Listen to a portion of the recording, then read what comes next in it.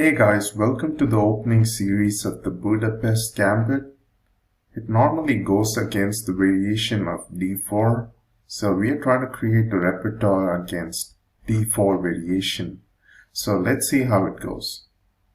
So when white plays d4, normally what we do is try to control the light squares, since white already controls the dark squares, the e5 square and the c5 square. So how do we control the light squares? We could play d5, or we could play nf6. nf6 is a pretty good move because nf6 is not only against the dark square control, but it's also controlling the light squares e4 and d5. So it's a pretty solid move against the d4 variation. So normally white plays something like c4 to control the d5 square now. And here, instead of going with the normal variations that takes up a lot of learning and possibly doesn't lead with winning variations, here we play a gambit instead that would lead us to very good positions in the middle games and also lead us to very solid positions in the end games when white plays correctly. So we play e5 here.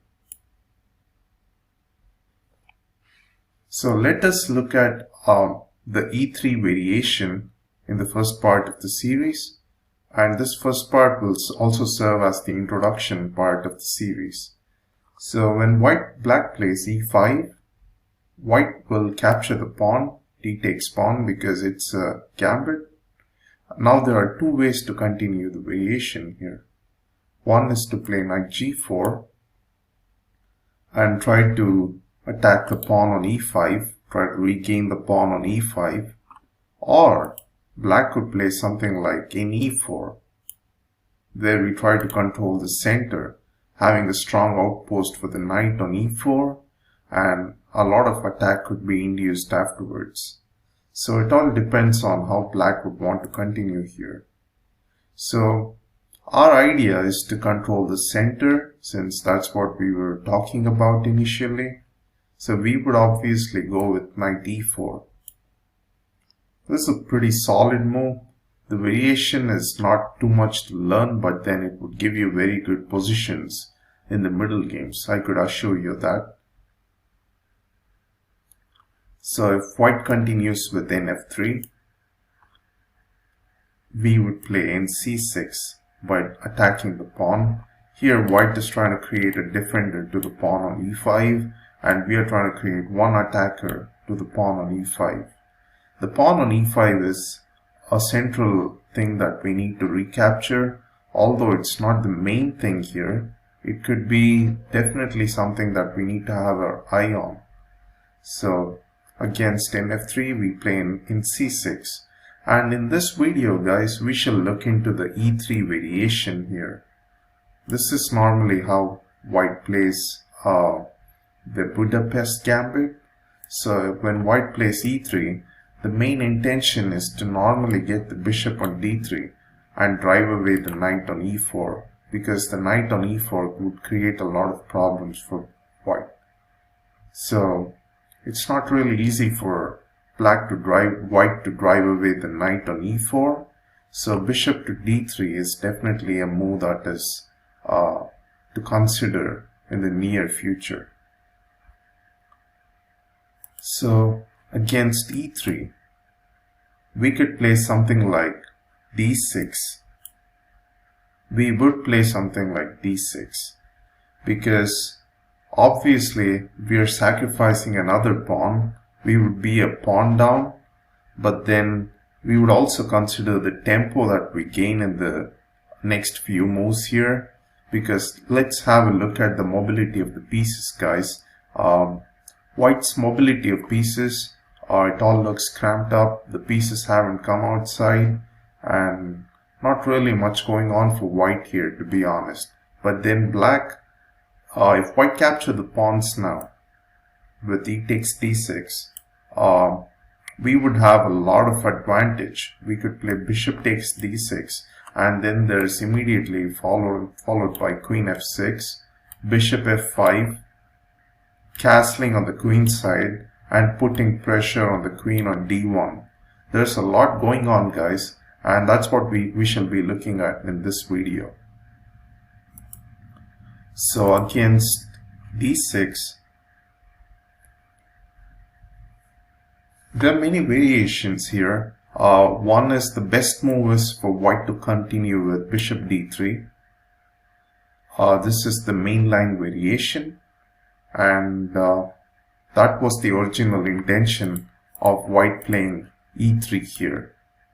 So after e3 we played d6, and now if white continued with bishop d3, we would play knight c5, and now if white captured the pawn on d6, we would capture it with the bishop. As I mentioned earlier, guys, it's the same idea that we have, bringing a queen here, playing bishop, developing the bishop, castling on the queen side and attacking on the king side with g5, h5, g4. That is, if white castles, we have a lot of attack coming on the king side, and it's not easy for white to defend the attack that is coming up very shortly. So after e takes d6, bishop takes d6. Now if white played castles, we are immediately winning this bishop now, because we could just capture the bishop. After queen captures the knight, we could play bishop takes h2 check. And however white captures this bishop, we are capturing the queen the next move. That is, after knight takes h2, we would just play queen takes d3. We are a solid queen up, and it's easily winning for black. I don't think any further analysis is required from here.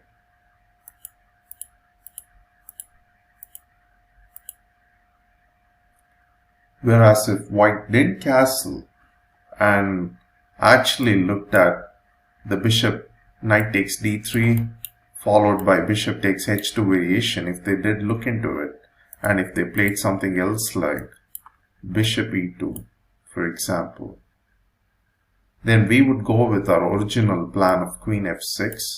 We would play queen f6, followed by the ideas of g5, h5, bishop g4, castling on the queen side and putting pressure on the d file. We have a solid advantage here, guys. There's not much to discuss from here, but then you know the general idea and how to play on from here. So it's a very good position that is leading us into a solid middle game. So there's nothing to worry from here. You can have, if white continues with castle, for example, we could just play bishop to g4. And if white played h3, we can play bishop takes f3, or even would h5 would also work here. Because if white captured, we could capture. And if white played knight e1, it's pretty easy from here, guys. We could just play rook h1 check. After king h1, queen h4 check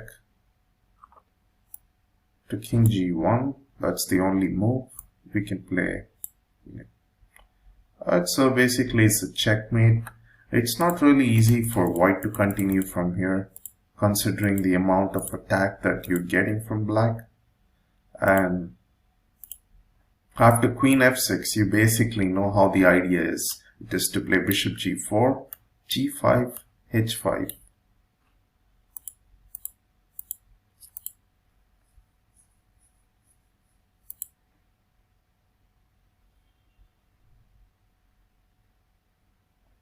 So let's look at the other variations, guys. So instead of after bishop d3, knight c5, if white didn't want to capture the pawn on d6, and if white played something like bishop e2 initially, then what would happen if white wanted to give away the pawn on e5, try to regain the control on the center.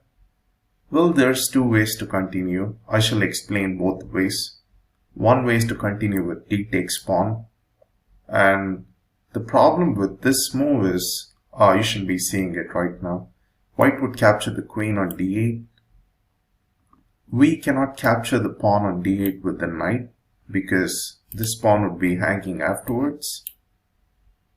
So we would have to capture it with the king, and white would just castle here. And if we played any move like f6 to prevent the knight coming to g5, then what would happen is white would play rook d1 check, and black has to move the king. So black is basically losing two moves, bringing the king to d8 and then back to e8. So it's not an ideal situation for black. So I wouldn't consider playing d takes e5. So instead, what I recommend here is to play knight takes pawn. So after knight takes knight, we could capture it with the pawn, and this is how the variation would go. Now if white played castles, we could play c6, and after rook d1 check, we can play king c7. We can play king c7. Our king is pretty secure, and we have all the pieces and pawns under control, and the variation could go on like this. And white could play nc3. We can play g6. I shall explain the flow of the attack in this kind of variation as well, guys. Although it seems like it's an equal position, it's not going to be equal in the next few moves. We are going to get a slight advantage here. After nc3, we can play something like g6, b3, and now we can play bishop g7, bishop b2, we can play f5. After b4, we can play knight e6. If c5, which is the best possible continuations, we can obviously play something like rook d8 and try to exchange the rooks, leading us into an endgame with a slight advantage because of all of these pawns. And we could also play a5, trying to break the structure of c5 and b4. We can play a5, and if white captures, we can capture the pawn on c5. So we have a lot going on here, but then what I would recommend in this position is knight g5, guys. The reason is because we can play bishop e6 afterwards. This is the primary idea. And then knight f7. If the knight is driven away by something like h4, we can play knight f7. If white played h4, we would play knight f7 now. And if white played a3 to strengthen the structure, we can play bishop e6. And this is a good position for black to continue from here, because now we can play rook a d8, try to exchange the rooks, and it's an easy position for us to play from here, guys, because white doesn't have the opportunity of creating the outpost on d6, because black is now defending the square on d6 now. So this is how the position leads us to, guys. So we looked at the e3 variation.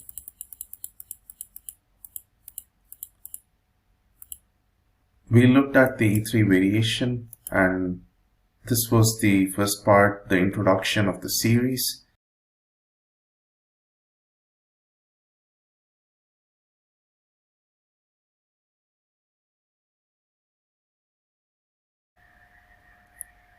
Hey guys, welcome to the second part of the video variation of the Budapest Gambit. So we were looking at the e3 variation. In the previous video, we got an introduction to what the Budapest Gambit looks like, and then we were looking at the E3 variation. So continuing from here, I wanted to show you the sub-variations of this opening so that you could be, so that we would be thorough in the analysis that we perform here. So after E3, we played D6, and we looked at the bishop D3 variation in detail, and we ended up with possibly winning positions in every sub-variation. After bishop D3, it was NC5. So if white didn't play bishop D3, and if they chose to play Queen C2, we could continue here with bishop F5. The main idea with bishop F5 is not only defending this knight on E4, but also threatening to move the knight elsewhere, like to G3 for example, and attacking the rook and the queen from this bishop simultaneously. So that's the main intention of bishop F5, guys. It's mostly to move the knight to another place and then attack simultaneously. And if white played something like A3 for example, to prevent the knight from coming to B4, then we would play knight G3 as I explained earlier. And after queen B3, we could just capture the rook and we are easily winning. And if white played bishop D3, which is possibly the best move in the position, we could continue with NB4. After queen A4 check, we could play NC6, bishop E4, bishop E4. White cannot castle here, because if white did, we could just capture, and we can play d takes E5 here. It's a pretty solid position for black, especially considering the king's file to be open, and it's still the middle game. So with the king file open and with our pieces still on the board, we can put a lot of pressure, and then there's obviously the double pawn disadvantage which we can target on, and we have a pretty good position here, guys.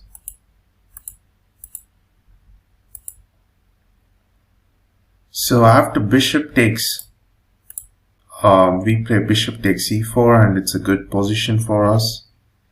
So the other possible variations from here is to play castling right now.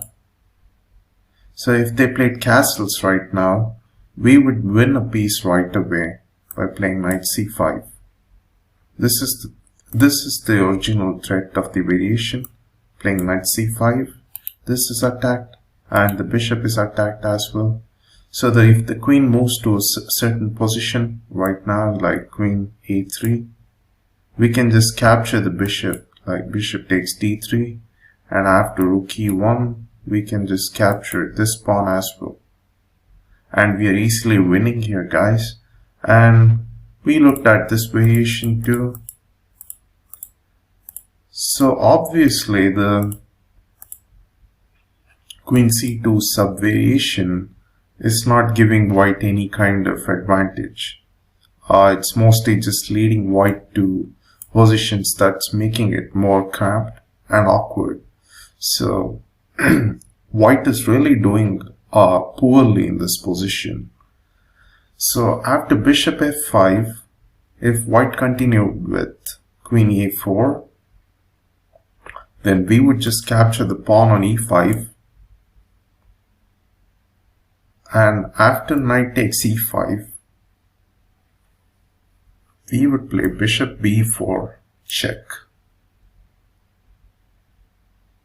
If white cannot play knight D2 here, since this would happen.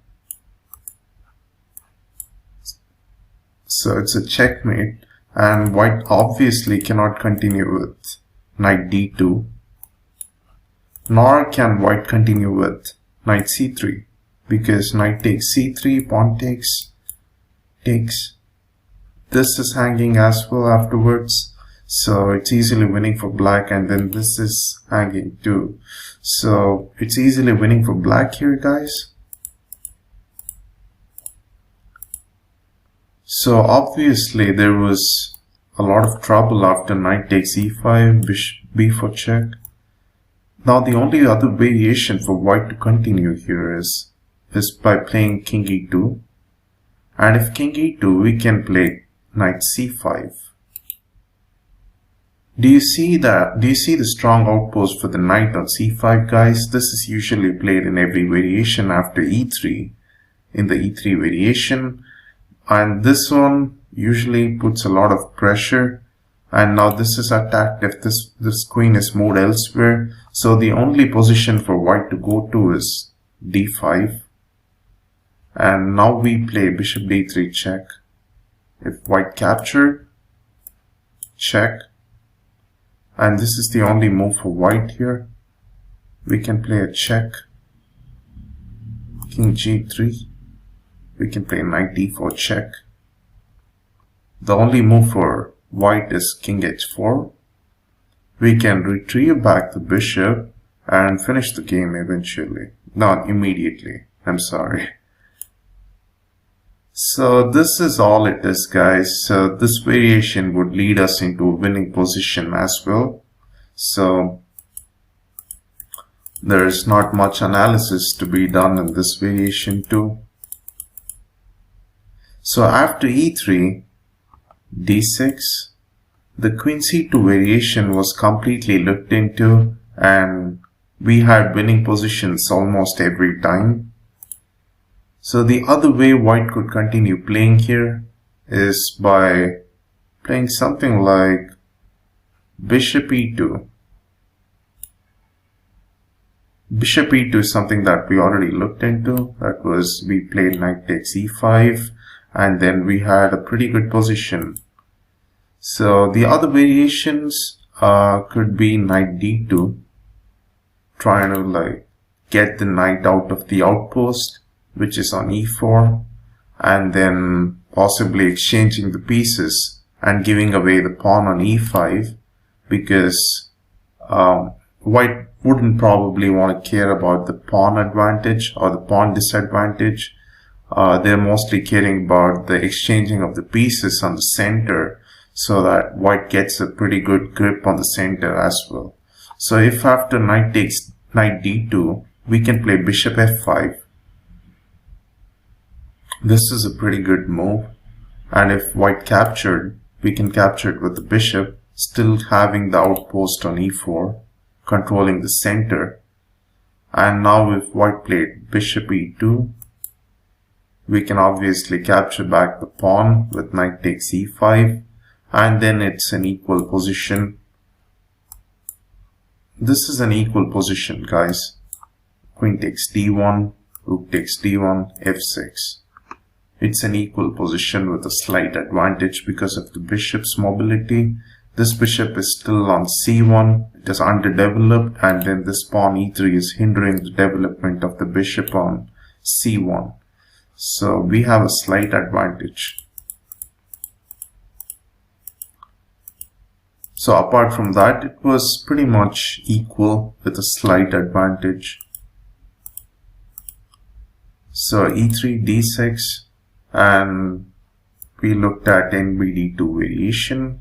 After nbd2, we play bishop f5, knight captures, and then if white played pawn takes pawn, we would capture it with the bishop, and if white played bishop e2 now, we would play queen f6. And the idea remains the same. The idea is g5, h5, castling on the queen side. So if white castled for now, then we would castle on the queen side.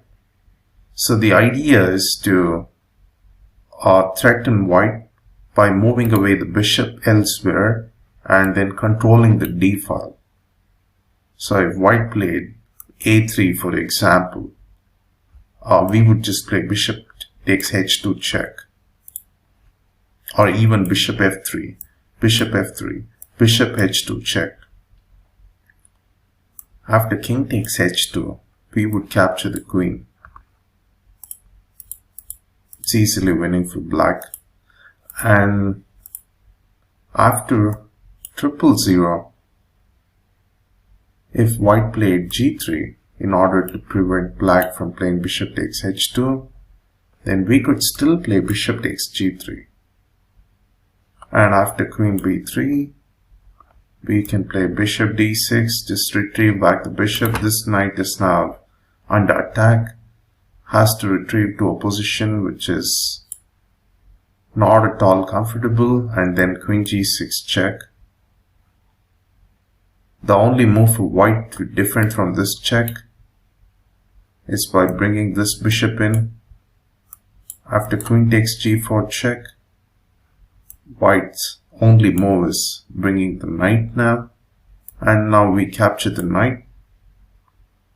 So it's a checkmate, and that's it, guys. So it was completely futile for white, to play the knight b d2 variation in order to try to control the center. So knight b d2 didn't do much. So we looked at the bishop d3 variation, we looked at the bishop e2 variation, nb d2 variation, pawn takes pawn variation, and then we almost covered all the logical variations of the position, guys. And all of these sub variations would normally lead black to very good positions, and we analyzed almost each and every sub variation in depth. And that's it for this video, guys. I hope you enjoyed this video. Thank you.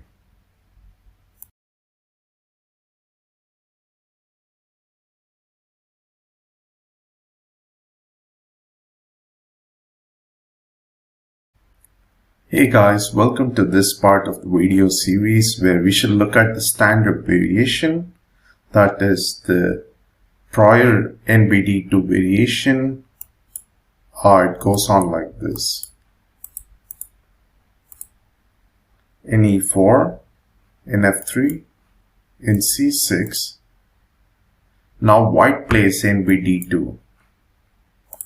We looked at the e3 variation in detail,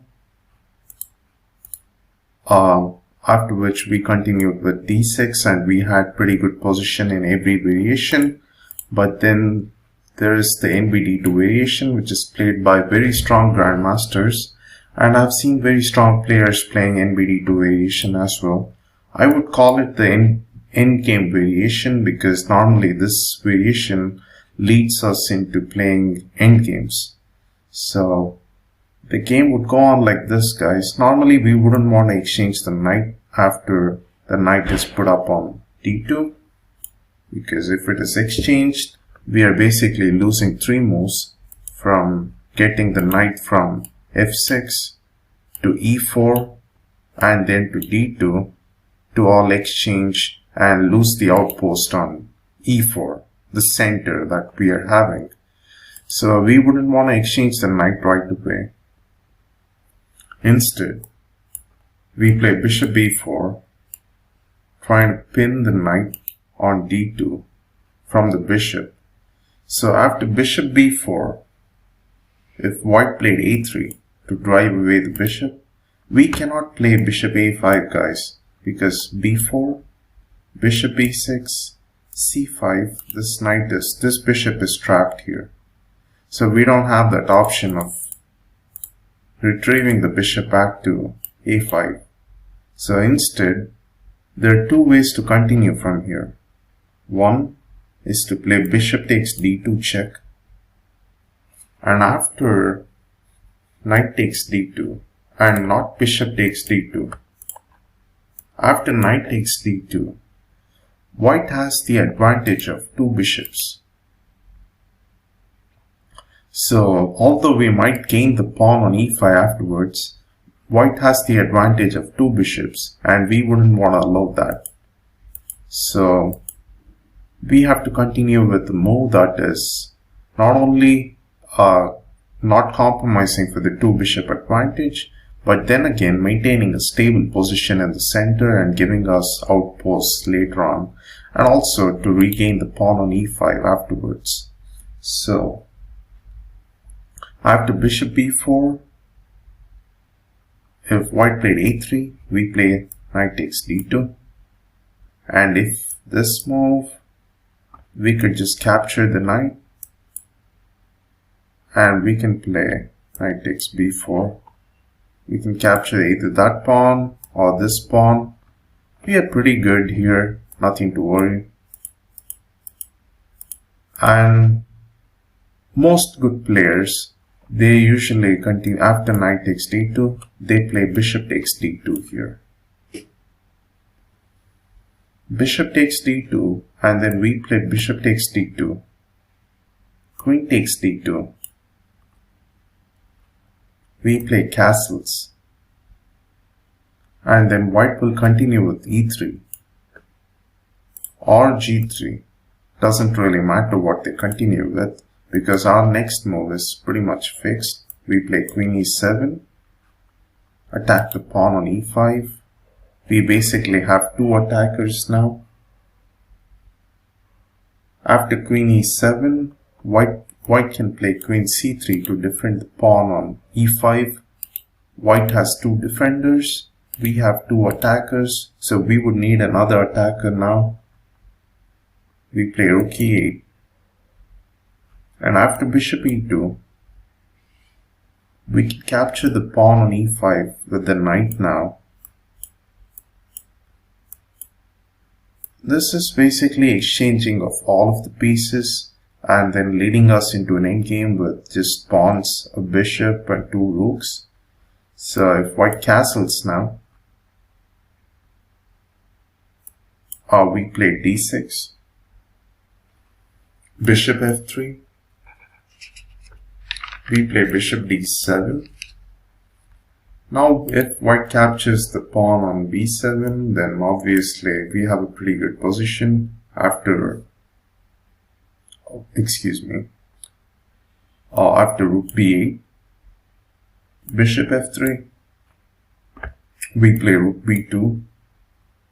After rook b1, we don't want to exchange the rooks here, and we obviously want to create a good position for the rooks, and the pawn structure got to be mended now.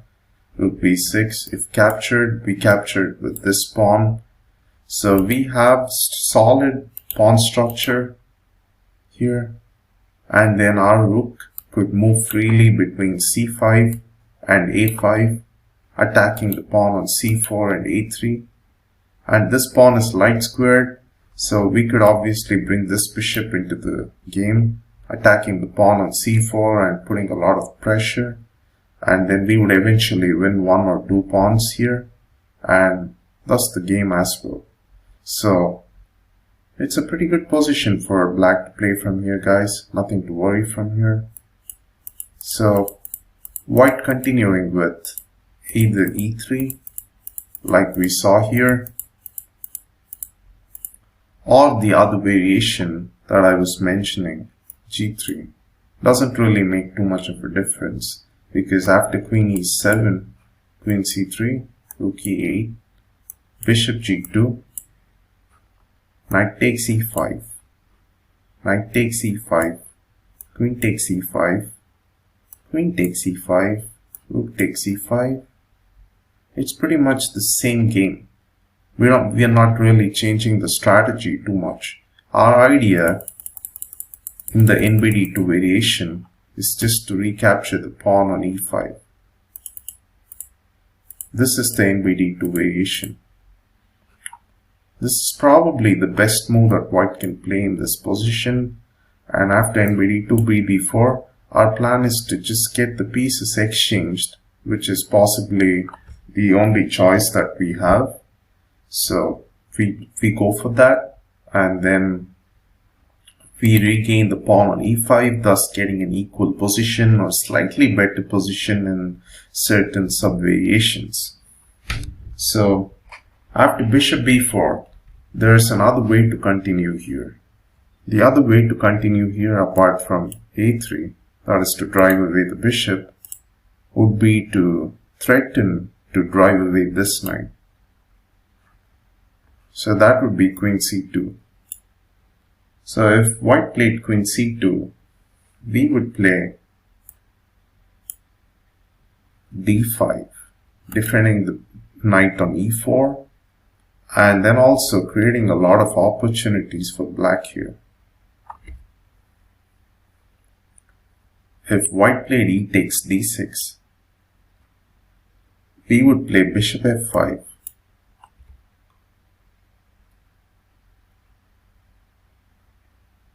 And now if white played queen d1, because there's obviously threat of knight g3 like we had seen in one of the earlier videos.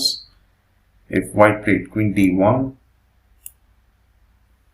we can just capture it with the queen, putting pressure on the d2 knight. a3, we can play bishop takes d2, and if knight captured, we can castle on the queen side, 000, putting pressure on the d2 knight, and if the d2 knight cannot be moved, since it would be a checkmate on the d1 square. So that is pretty obvious. And if white captured it with the bishop, we would still play 000. And if white offered an exchange on c3, for example, what would happen here is queen takes d1 check,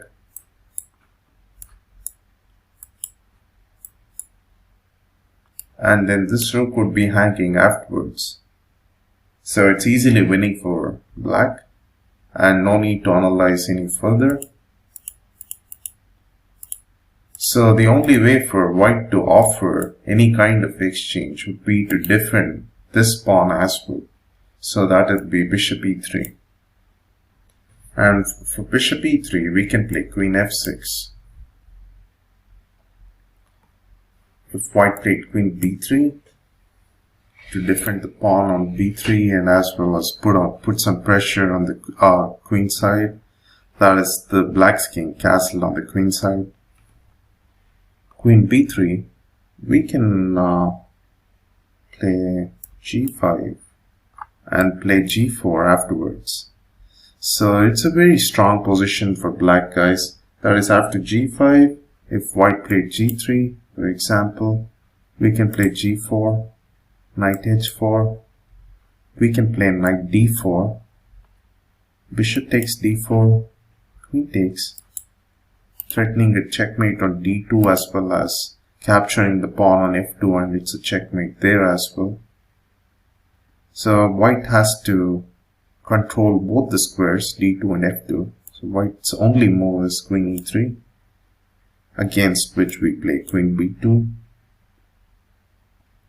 White has to defend the rook, so queen c1. White cannot play something like this, obviously, because we would play rook d2, and now if white played bishop g2 or something like that, it's a checkmate here.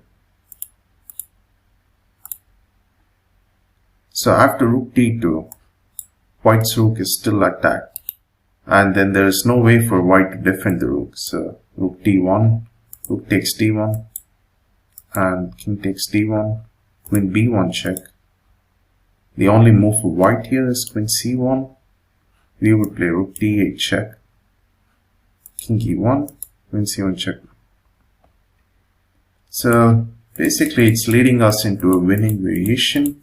So obviously we looked into that as well. So g5, g3, g4, nh4, and d4, bishop takes, queen e3, queen takes b2. If white played queen c1, which is the only sub variation that white has, then after queen c1 we can play queen b6, try to threaten the pawn again.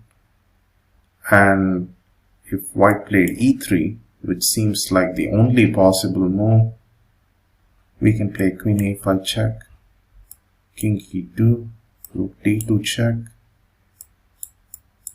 king e1, rook c2 check, with the queen immediately being threatened, king d1, and now with the check on f2, the game is over. So that is it, guys. So almost every variation, sub-variation and variation that we looked at in this opening has led us into better positions almost every time, except for the exchange variation where we have a slight advantage. So that is something, that is a sub-variation that normally very strong players play against you. So you don't have to worry about that variation alone, because even that variation is giving you a good position afterwards. So in this video, we thoroughly looked into the NBD2 variation, guys. So in the next video, we shall be looking at the D5 sub-variation from white. And until then, thank you.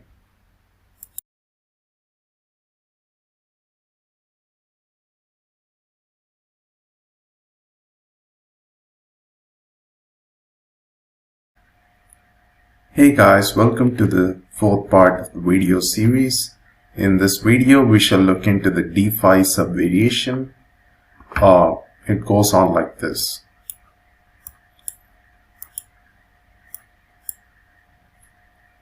If white played d5, trying to control the center with the pawns on c4 or d5, we would immediately try to break the center by playing c6. We don't follow the other variations. There's not a set of rules or a set of variations or a set of moves that we follow in this opening. It is something that we play according to the position. So in this position, if white is trying to control the center, and if they didn't want to capture the pawn on e5, then we play something like d5. And then obviously, we are trying to defend the center, and again simultaneously counter the center by playing something like c6.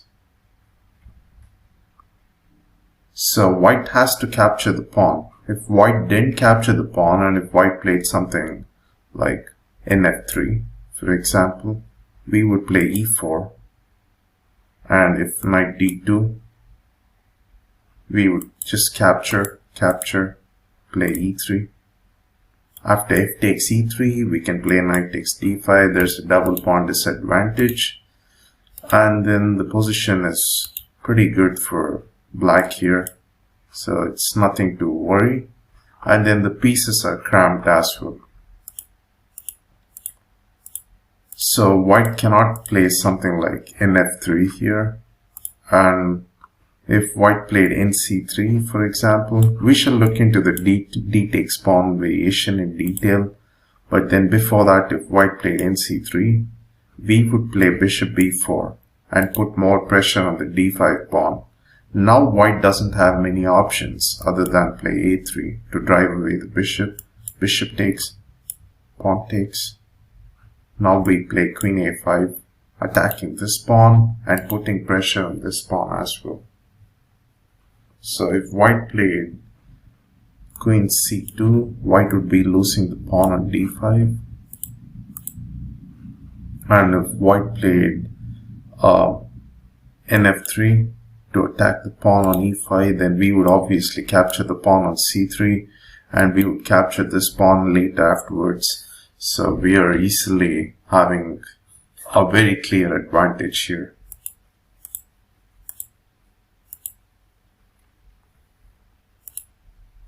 So after a3, we would just capture and play queen a5. So that is something we looked into just now.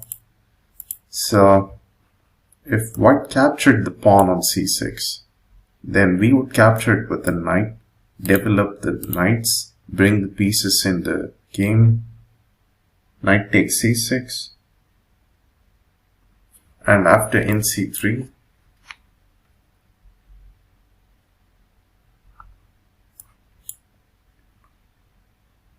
bishop b4, bishop d2, because else we would just capture the knight and then it would be a double pawn. Like it would be something like this. And now we can castle. White has a double pawn disadvantage, guys, so it is something that we have already talked about just a few minutes back. So white doesn't want the double pawn disadvantage, so white would continue with bishop d2, for example, after which we can play d5. Try to bring in as many pieces as possible into the game and control the center eventually. So after d5, white's only option would be to capture the pawns from the knight as well as from the pawn. Because if white played something like nf3, we would play d4. And now if the only position for white's knight to go to is retreat back to b1. But then if white played nb5, then we could just play bishop c5 and play a6 afterwards. And then there's an impending e4 as well, after which we can play e3. So a lot of attack from black side, and as you can see, this position is clearly better for black, and that's pretty much it in this variation, guys. The main intention of analyzing these kind of positions is to gain some kind of advantage very early on in the game, so that we don't have to worry too much later on. So after pawn takes pawn, if pawn takes pawn, we play knight takes pawn, and if white played knight takes knight, we could just capture it with the queen. Bishop takes bishop, we play check, rook takes d1, knight takes b4. Guys, in this position, the main advantage that we have here is, although materially we are equal, the main advantage is the mobility of the pieces and how free our position is. This pawn is under attack right now. So if a3, king d2, bishop f5, if knight f3, then we play rook d8 check, and the only place for the king to go to is not c3, it's obviously c1, because it has to defend the rook on d1 as well. So after king c1, we play rook c8, and if king b1, we are easily winning after an e3 check.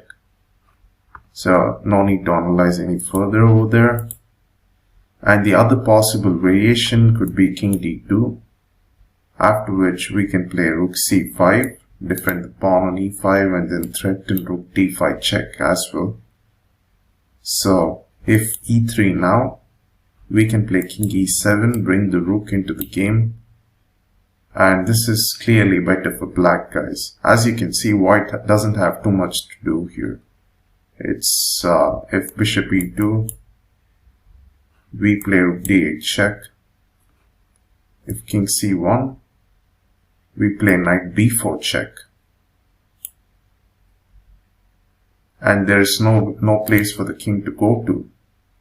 White's king is all trapped, and the only move white has right now is play bishop c4, after which we capture the bishop and it's game over.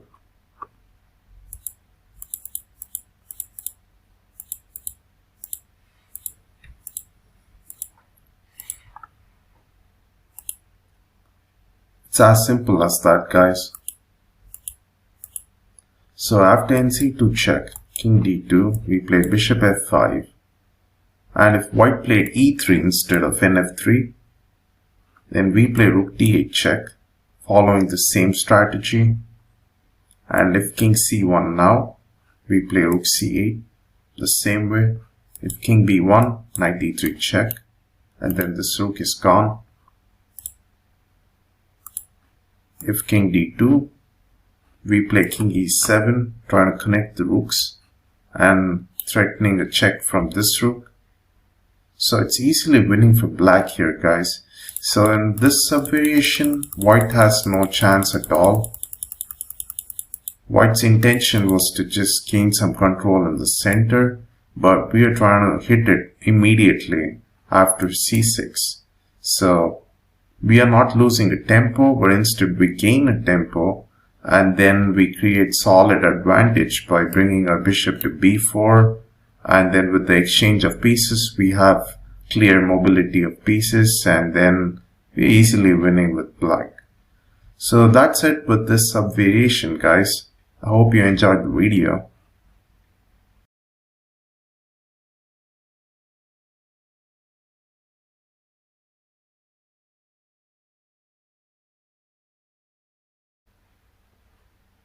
Hey guys, in this video we shall cover the miscellaneous variations against the Budapest Gambit. So let's see how it goes.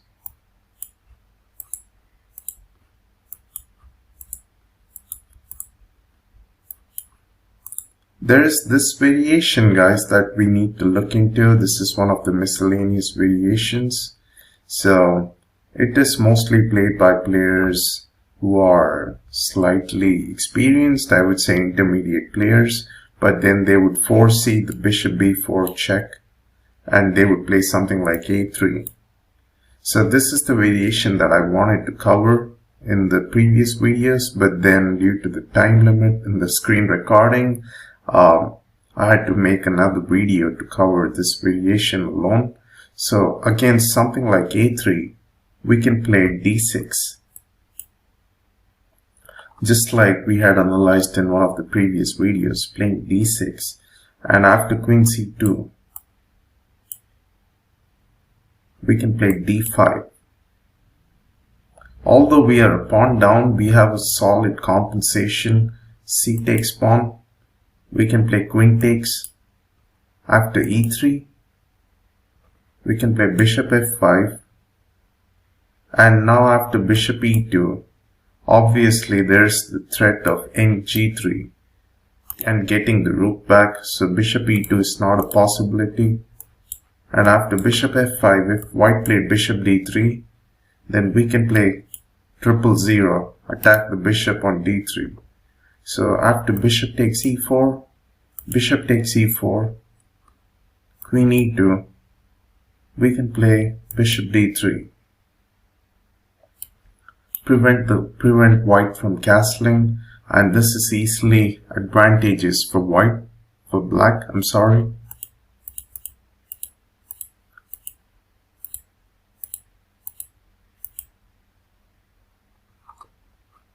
So instead of queen c2, if white played something like e takes d6, which is the other variation, we can easily capture with the bishop. And now if e3, we are following the same variation, that is bishop f5, the same ideas, queen f6, 000, and put pressure on the queen. And if white castles, then we play g5, h5, g4. So against e3, we play queen f6, bishop e2, we can play bishop f5, and now if nbd2, we play castles. If knight takes e4, we can play bishop takes e4, and if castles, again the same idea follows. This is exactly the same position as we had seen before. Bishop takes h2 check, followed by capturing the queen on d1. So we would be material up, and it's easily winning for black.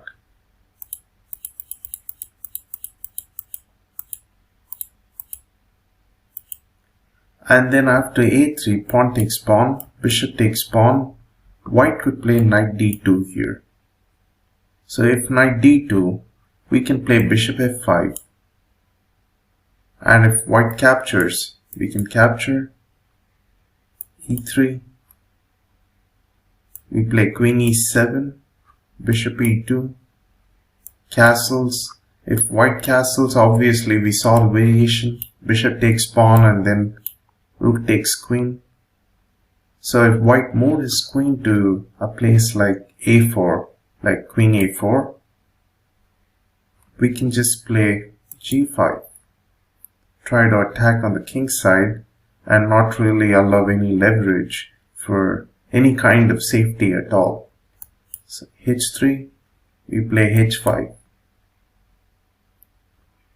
Bishop d2, g4, pawn takes, rook h8, knight d4. This is easily winning for black, guys. Black can just play rook h1 check, and the only move is bishop f1, after which we can play this, and if white captures, we can play bishop c6 check, and then this queen is gone. So this variation is easily winning for black, guys. And as you can see, a3 variation is of no use at all, because we have a solid strategy, and this opening is mostly for strategical players, guys. So we have a solid strategy that we follow, and a3 variation was of no use. It wasn't of much use, and we had our ideas that were lined up and it came through. So as you can see, we were winning in almost every variation and sub-variation, guys. And with this sub-variation, we are coming to the end of the opening series. I hope you enjoyed the video series. I hope you learned a lot in this video lessons. I know the content was covered in slightly over an hour, but then you're almost equipped with the opening series. And now it's easy for you to play some games. That's the last part that you got to do for yourself. It's something that I cannot help you with. Play some games, get some experience with the opening, and if you have any queries, I will leave my email ID in the description below in the resources. So you can feel free to email me, guys. Thank you for enrolling in this series. Thank you.